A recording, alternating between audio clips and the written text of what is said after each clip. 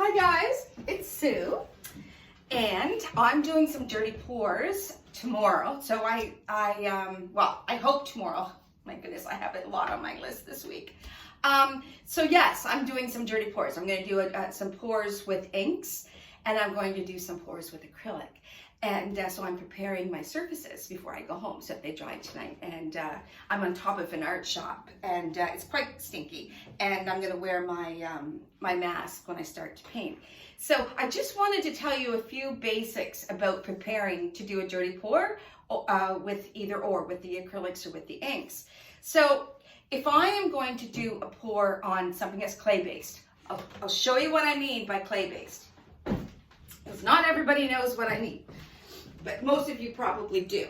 So this is a beautiful garden angel that I hope, I may just leave her like this, but if I do paint her and make her beautiful, I hope somebody wants to buy her because she's lovely and she's vintage. And yeah, so because she's clay-based, I would put gripper, and I'll tell you why. And then I would put kills too, but I would put gripper because maybe I'm going, if I was going to, well, actually, I think if I was going to do either or, do acrylic or alcohol ink on her, because my inks, I want them to flow. I don't want to have to, you know, I don't want to have to use a straw and blow. I don't want to use my little tool that I pump, and because at the moment I can't think of what it's called. Oh my God, it's at the end of my day. So I don't always want to do that. Sometimes I want to drip because I love the effect of the inks when they drip.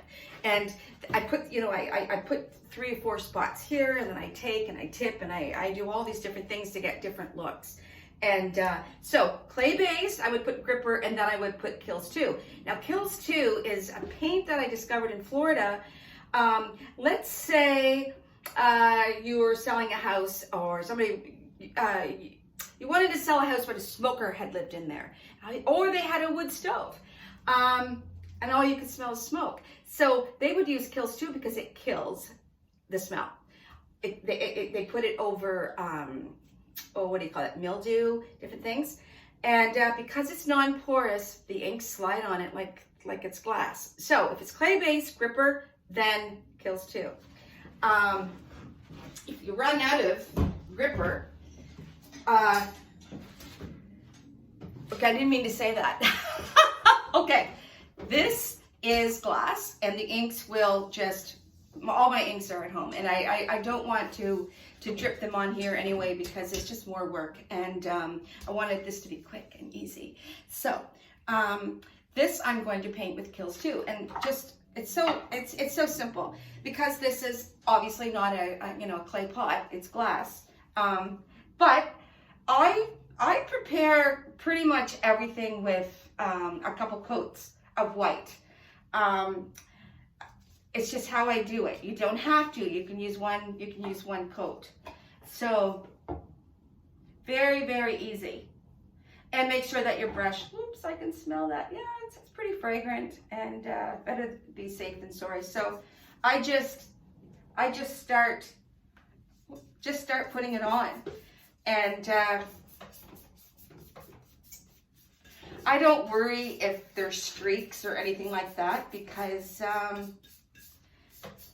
I just don't. The inks are going to create a pattern. And now what I'm into lately is I love the, I call them Ming vases. You know, if you go on Wayfair and you Google vases, they're going to come up with Wayfair is kind of my go-to to see what people are buying and what they're selling, because a lot of people like what Wayfair sells, and I try to stay current with what's going on out there, because not everything I do is vintage.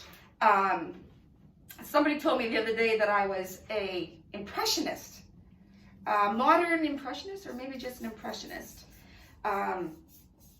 artist, because I paint how I feel usually. And we decided that that's the type of artist I am. I'm an impressionist. Anyway, so you see what I'm doing. I'm just putting, now I'm not going to go 2 layers of the Kills on this because it's not going to be white. And I don't need 2 layers. And also, now if this had teddy bears all over it, I would probably put 2 coats. But I've also discovered that sometimes if I have to rework something, like maybe I did a flower wrong or however I'm going to do it, if I do it wrong and I wipe it off, I get to wipe it off about once. And then the second time it's a little iffy. Well, the third time the paint's coming off, and whatever you're painting on or dripping on or pouring on, it's going to come off. It is. It just does. So again, I hope I'm being clear. So yeah, and one of the reasons why I just jumped on and decided to show you watching me paint and prepare this day. Oh, see, now I'm liking it already, and I'm already getting some crazy ideas of what I'm going to do with it. But one of the reasons that I jumped on, I don't want to get paint on my sweater, but I don't have anything here. You know what? I don't care. I got it for a nickel 98 anyway somewhere. But yeah, I know it's terrible. So I watched a video the other day, and this woman comes on, and God love her. She was really good at what she did, but her hair wasn't done. She had tights on, and I don't even know if she had a bra. So I thought, okay, she can get away with no hair and makeup done today, and just my dirty old overalls. Then I can, because the idea really is just to get on and show you, a few tips. Now, see, I like it like this too. I really do. I like it like this. Because, you can put a candle, there's just so much to do. And what they're doing, I'm going to be doing a class on painting lampshades. They're turning lampshades into so many cool, turning lampshades into, pendant style, chandelier style, hanging lamps.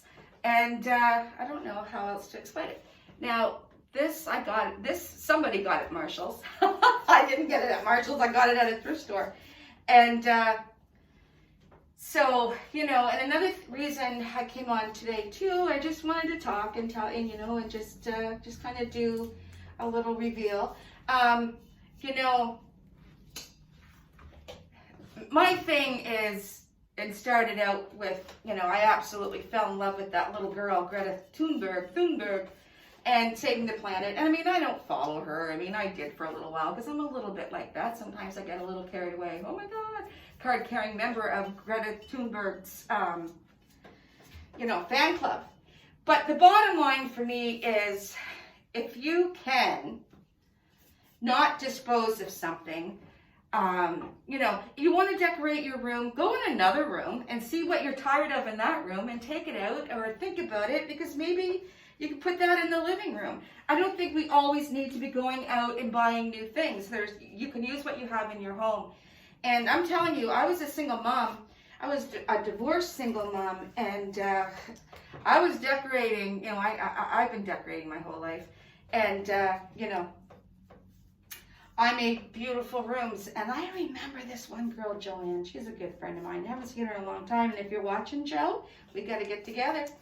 But I remember, my first apartment decorating after I was separated and living in Moncton and getting ready to go back to school and take a course. And I had a bunch of the girls that I met in my class over, and she took a look at how I had decorated. She goes, "Oh, Sue, I want you to decorate for me one day." I think back to that, and no wonder I'm doing what I'm doing, I wish I had known that was really, truly my passion back then. I wouldn't have wasted, not wasted, but maybe I would have, I don't know, life is all about choices. But so now this little metal, I'm going to do something with this. What I like to do, I am a bit of a collector of pens and markers and all those things. And,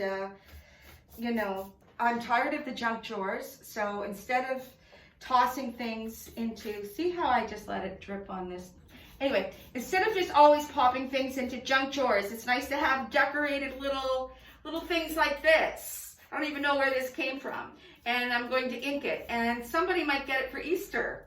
You know, whenever I go to someone's, the other day, we were going to someone's for dinner, and I love to take a hostess gift. Just looking at the time. Okay, I don't want to go over. Oh, it's into 10. Okay, sorry, I want to get going too. It's supper time.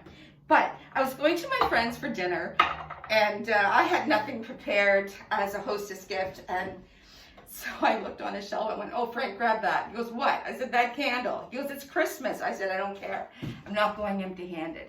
And that's another thing about not tossing stuff or getting rid of stuff. And people are like, oh, I don't want to buy anything. I'm trying to get rid of stuff. Yeah, well, you know what? Just pack it into a box, put it in the corner, put it in the basement, have a little table set up with your craft supplies, like, you know, millions of us do, and go paint it. Put some gripper on it. Put some Kills 2 on it, drip some inks on it that you've learned how to do from one of my classes that are coming up. Because listen, I can't wait, and I'm going to make this fast. Somebody that I met at the market a couple weeks ago, I was doing a market, and this lady came up to me and she said, I have some lampshades, because I had brought some lampshades to the market. She goes, I have some lampshades, could you use them? I'm like, okay, sure. She dropped them off today, and I love it because they're like accordion, they're pleated, they're paper, and wow. So I'm not sure if what I'm going to do with these. I will probably paint them white and do a pour or do some inks or do something like that. So anyway, thanks for tuning in. Tomorrow, hopefully I'll have a video up and I'll show you what I'm going to turn this into. So have a great night. It's been a great day. And I'm just going to walk over here and say toodaloo.